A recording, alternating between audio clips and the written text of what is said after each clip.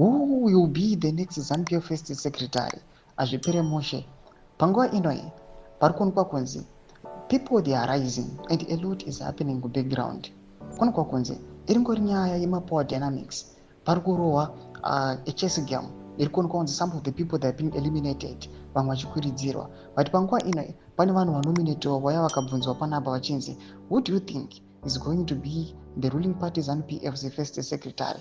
Panguva ino iri kuonekwa kunzi yes, we are seeing presidential input schemes, we are seeing high level meetings, pre-camp meetings and the like zviri kuitika, mapower plays ari kuitika. Sara pina mashoko amulanyirwa pana aviro kwa subscribe wala iko chonda bell icon. Kozo inokuda ichiposta mapictures amuri kuona awa. Aiwa pana kudata gwirei, pana Opa Muchinguri, VP Constantino Chiwenga, Tungwarara, and also Muchangwa anoposta mapictures amuri kuona awa kudanyira chiti.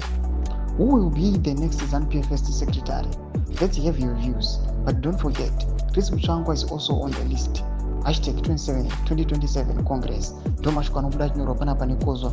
Yamuzo kuti aiwa kozwa intel unit, intelligence unit.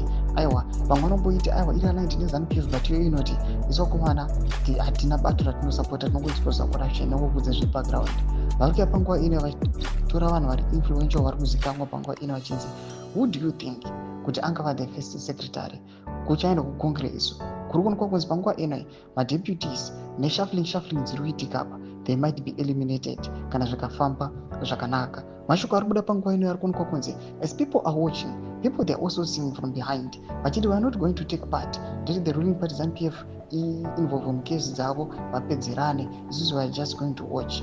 Vada kuti tikada kupindira you never know kuti ramangwana rako rinomugara vapapi. Imbotidzai mafungiro enyu moti kudii pamusoro pechitiko ichi kuti who do you think is going to be the first secretary. Pinai comment section medu dzemafungiro enyu, subscribe or like channel on the